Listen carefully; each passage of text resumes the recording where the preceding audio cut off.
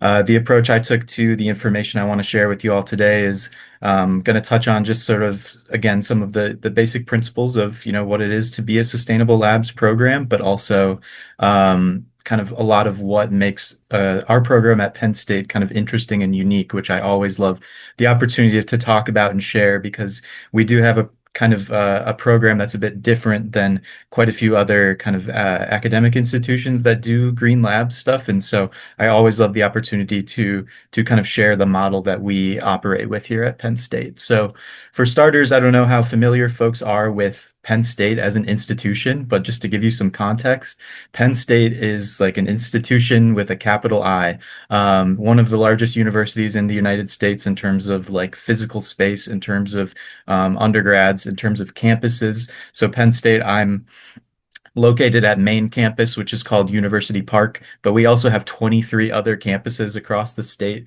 nearly 90,000 undergrads, 15 academic colleges at University Park alone. And I took a little snapshot from our facilities website and put it up there to give you a sense of this. So just one of those academic colleges, which is the College of Engineering, is comprised of 12 departments, over 300 faculty, over 300 staff, over 8,000 undergraduate students, 1,500 graduate students, and occupies approximately 800,000 assignable square feet across 40 buildings. So that's just one college at one campus at our university.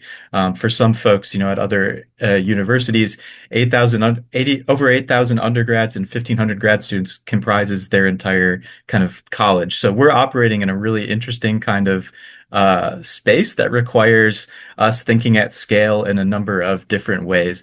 I got a question mark there next to the fume hoods because this just is kind of an illustration of one of the unique challenges that having an institution this size is. We don't even know the exact number of fume hoods. Like, for example, at our university, there's no kind of centralized way to inventory that at the university. We've been putting in efforts to do that, but just to illustrate that the size of our university makes it a really kind of complex space to be operating a program like this at.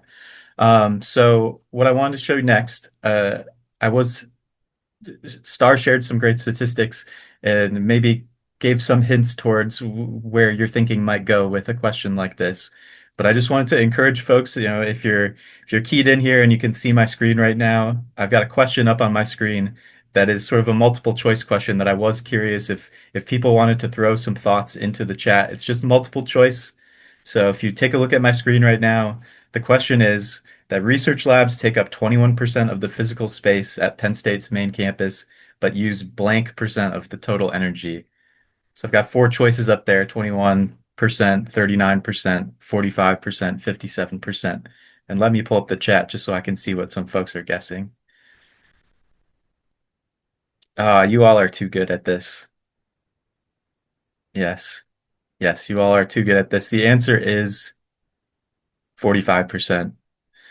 And that's not to suggest, that energy use should match floor space. We all understand that as researchers, research is an inherently energy intensive kind of, operation, critical equipment, safety requirements, research processes, like significant energy kind of input into those efforts is just always going to be the case. But I really like to highlight this statistic, and especially when I have the opportunity to share here at our university to leadership, because I think what it highlights is that there's a major opportunity where even small improvements, in efficiency at a university of our size can ultimately add up to really have an outsized impact. And especially in today's kind of research and funding landscape, finding ways to reduce operating costs kind of on the margins without compromising, the safety or integrity or quality of the research is really kind of part of our core mission as the Sustainable Labs program. So, we as a program, like any other university, focus on practical and incremental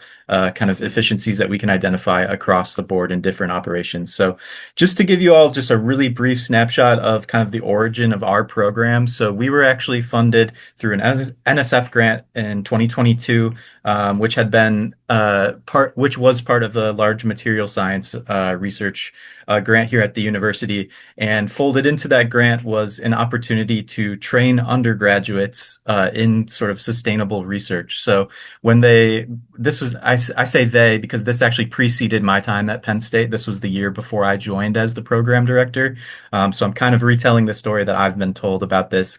They kind of took a look at the portfolio that Penn State Sustainability had and saw that there was work being done in academics, work being done in professional development, work being done in operations, but there wasn't any sort of effort explicitly dedicated to research labs.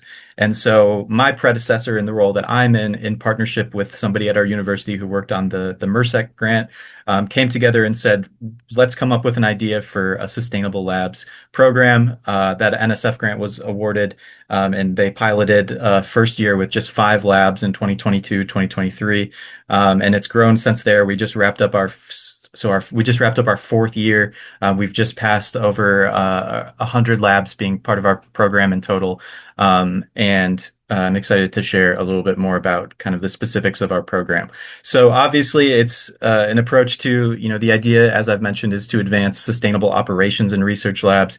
We do operate in a partnership with My Green Lab. So that is an external kind of global nonprofit, or Impact Laboratories, I think, is kind of part of their rebranding. But our program exists kind of in partnership with them because we administer their certification program for labs, which just gives us some sort of structure.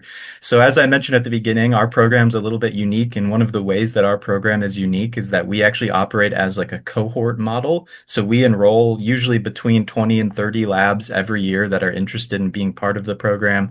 That number is just kind of what we've landed on in terms of kind of capacity for us as a program to kind of manage, that's kind of the sweet spot, is 20 to 30 labs with the staff that we have. But also that's where kind of we're able to give, the appropriate attention to everybody who's part of the program. So we operate on a yearly basis. So we kick off in September and we end in April with everybody, and we have mapped that onto the timeline that's associated with My Green Lab's certification program, which is that top part there. So we offer labs the opportunity to kind of take a baseline assessment in the fall, identify where opportunities are, provide them with the support that they need to implement the different projects that they've identified as a lab, whether that is, small financial resources through our energy savings program, which lives with my team at the university, or even smaller things like buying plug meters, power strips, stuff like that, or connecting them to, the relevant person in facilities that they didn't realize they needed to talk to implement X, Y, or Z, or whatever it is. We kind of provide the guide rails and the structure for folks as they implement things.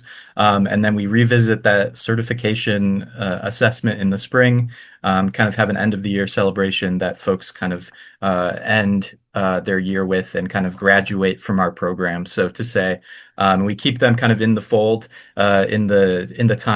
in the time after they graduate. We offer labs the opportunity to come back and recertify after 2 years of having been, off the program. And oftentimes, like the rollover of individuals within labs, grad students graduating, undergraduates graduating, research techs changing jobs. It's really like if they come back to recertify, we just sort of treat them like a new lab, because it is, the personnel are different, and that's really where we're trying to have the impacts.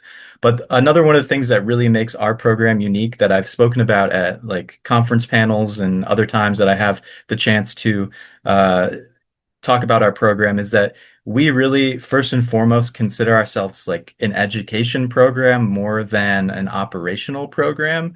And it's interesting because we are kind of, our team here, we're a sustainable labs team where everybody who's part of the leadership team has more of a background in education than in labs. So my background is in science education. My colleague with the MERSEC grant is a former physics teacher. My other colleague who helps train our students is somebody else with an education background. I've worked in research labs kind of as an undergraduate, but never formally full time. So we have a couple volunteer members of our leadership team. We have a research faculty member from the College of Ag Sci and a research tech from the biology lab, and they kind of are our experts, consultants that meet with us on a biweekly basis to kind of help make sure that the educators are building the program in a way that appropriately reflects kind of what the researchers would need. But first and foremost, again, this program having been built by people with backgrounds in education, that is kind of the central component of what we do, which is try to equip the students and the researchers that are in the labs with sort of future-ready professional development opportunities and education, to sort of build a culture within the labs, within our cohort of scientists at Penn State that will bring the sort of principles of sustainability forward in their careers, whether it's in academia or industry. And so we really like to think of it as going beyond certification.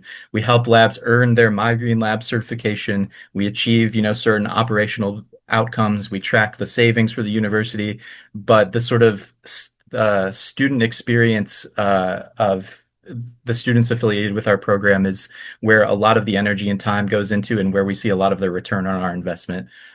So those students that I'm referring to, we call them our sustainable lab consultants. So we train a cohort of sustainable lab consultants every year in parallel with the labs that we enroll in our program.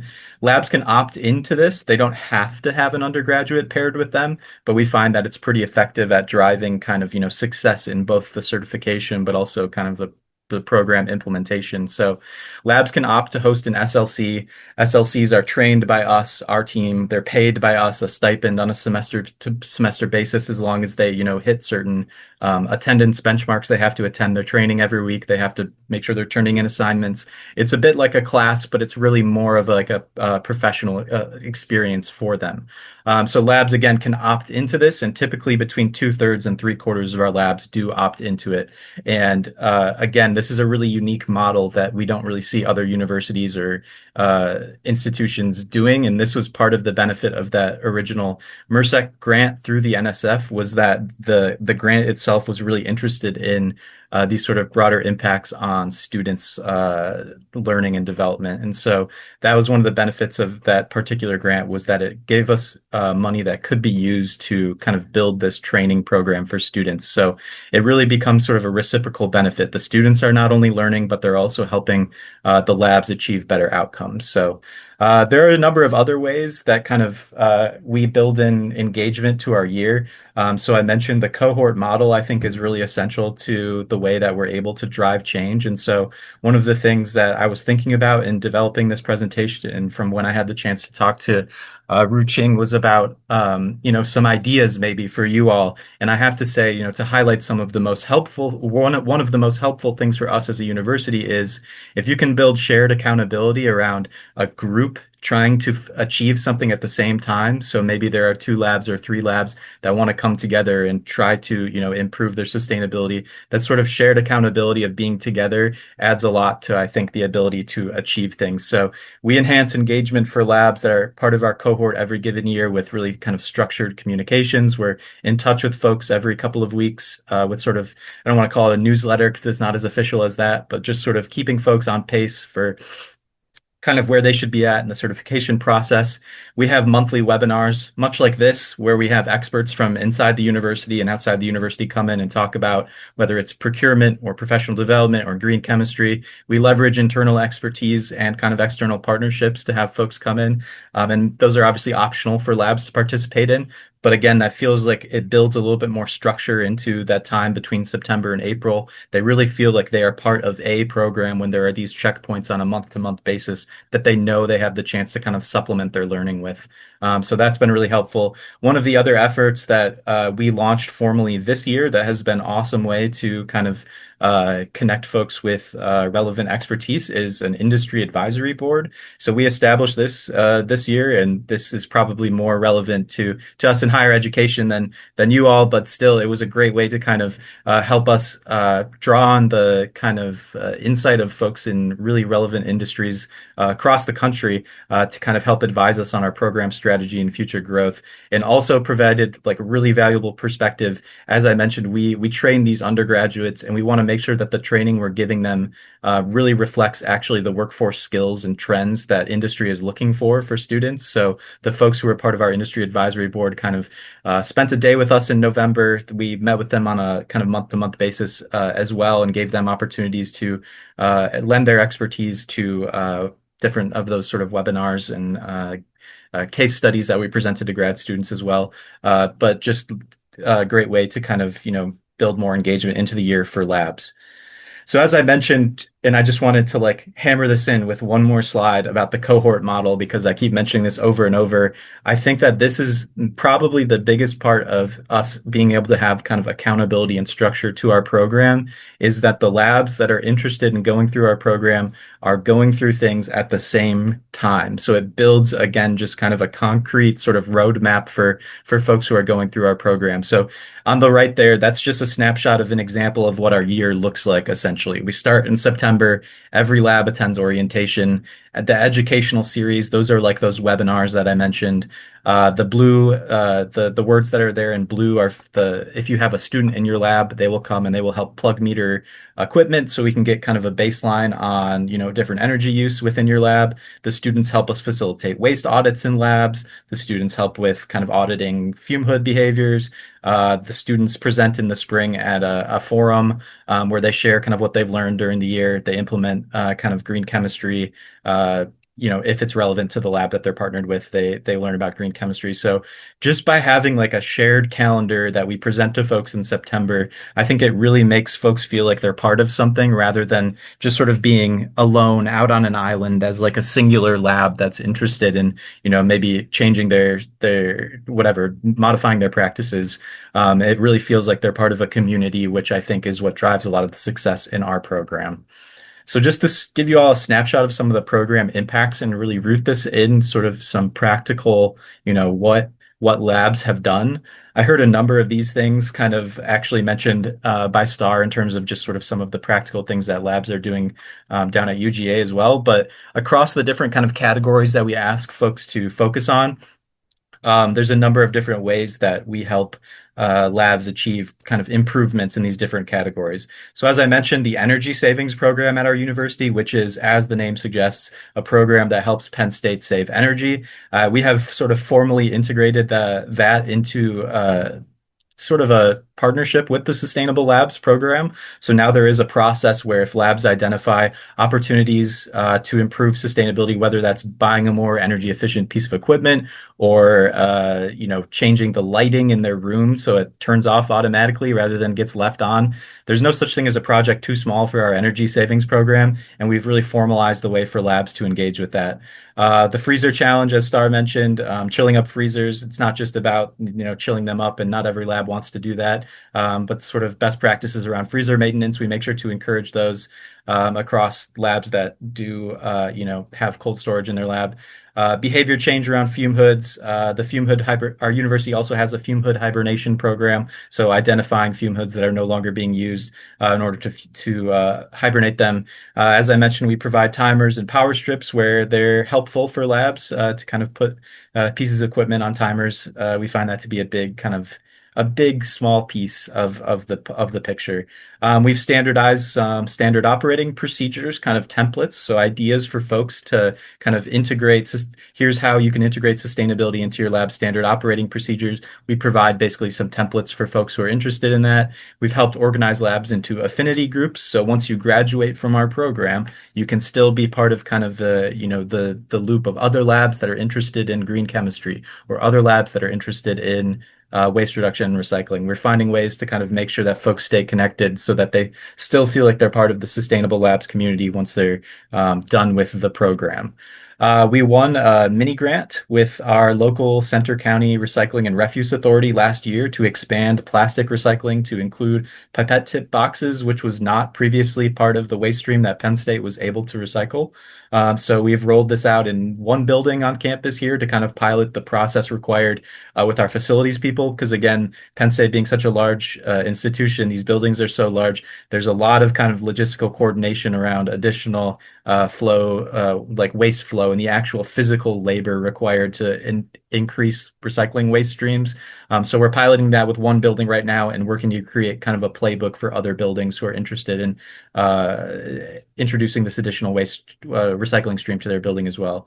We're working on piloting a lab reuse program, which other universities oftentimes uh, take advantage of or kind of implement. The University of Michigan does a fantastic job with their lab reuse program, and I've shamelessly kind of stolen their idea and tried to model it here at this university. And so we're building that. We have a formal relationship with procurement and EH&S, which gives us the opportunity to kind of, again, build that into the educational structure of our year. So procurement will come and show people how to find the more sustainable alternatives on the Thermo Fisher website or on Avantor VWR, which sometimes people don't even realize that there are filters on there to help them find those things. So we kind of those through having those formal relationships, been able to sort of introduce people to things they didn't even realize existed. Um, just a snapshot of some of the savings from this year. So our 25-26 cohort, this was 19 labs or 20 labs this year. And I will say, with the caveat on this, this does not include fume hoods.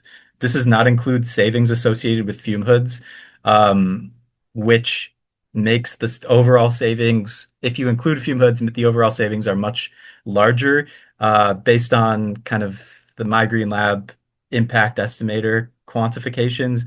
And I will say we're not totally at the point yet where we feel like the data tool that they provide it matches quite with our context. So it's not that we don't trust the data that we're getting from it, but the amount of that Penn State's infrastructure kind of varies, and the difference between variable and fixed fume hoods, like it's just a little makes it a little bit too complex for us right now to kind of feel confident including that in our overall operational impact. So this savings and emissions reduction and energy savings comes from other equipment, not including fume hoods, behavior change that folks have implemented in labs. Installing aerators goes into the savings and kind of helps with the water. But just to give you a snapshot of what this year ended up looking like. And then also to give you a snapshot of our certification results from this year. So if you're not familiar with My Green Lab, they kind of have a tiered certification. So this is what our full cohort looked like. But to give you kind of a snapshot of how the SLCs, the students impact that, here's where you can see the SLC impact on these certification levels. So labs that host our students end up typically having a higher certification level. And there's also some kind of less quantifiable but still important impact on the students themselves in terms of the opportunity that we provide them. Students have found this to be just like a really transformative experience to learn more about sustainability, to have an impact on labs, and to carry that forward into their career as they graduate and move to wherever it is they go. That picture on the right there is a snapshot from a group of folks that we had actually go and consult at the Howard Hughes Medical Institute's research campus. They had a couple of our students who have been through this program before go and spend a couple days with their researchers and kind of consult on ideas that they had. So just providing these opportunities for our students, it's kind of a win-win for the opportunities that they have and what the labs get back. So just to end on some key insights and takeaways from my time working with this program, the reality is to be a more sustainable lab and to implement things, like the different ideas that we're all sharing here, you need a champion. You need somebody to kind of, take accountability for leading it, whether it's internally, one person in the lab or somebody who is in more of a leadership position, but you need somebody who's going to champion this as an important kind of effort. So for every lab that's part of our program, we have them identify somebody who is a lab lead, and that person is kind of the one who we hand off kind of the reins to and let kind of direct how they're going to internally kind of determine what they want to implement. And we support that person. Leveraging the internal expertise. So as I showed all those educational kind of opportunities we provide, we couldn't do that without the partnerships we have. So no doubt within, NIH and within kind of, where you are operating, there are folks with expertise on a number of different things that you might want to take advantage of and realize that you actually have more knowledge in-house than about sustainability than you might know. So again, coming back to that cohort model, I think that the shared accountability and timeline can be helpful. So maybe there's an opportunity to say this year we are doing this initiative, and however many labs want to try it can try it. Incremental, manageable changes help build momentum. And then lastly, the famous quote by Pablo Picasso that good artists copy and great artists steal. I love looking at what other universities are doing and just trying to copy those ideas. As I mentioned, the lab reuse idea from University of Michigan, hearing other folks talk about what their universities are doing, kind of benchmarking ourselves against our peers, is so inspiring to see the efforts that are going on at other universities and to pick and choose where things might work at Penn State has been like kind of a learning process for me as the program director. So I appreciate the chance to come talk today, and I hope that it's helpful to hear kind of four varied perspectives on sort of sustainable labs in our respective institutions. And I hope that maybe this sparks from any one of us. I hope that some ideas are sparked on possibilities for the future.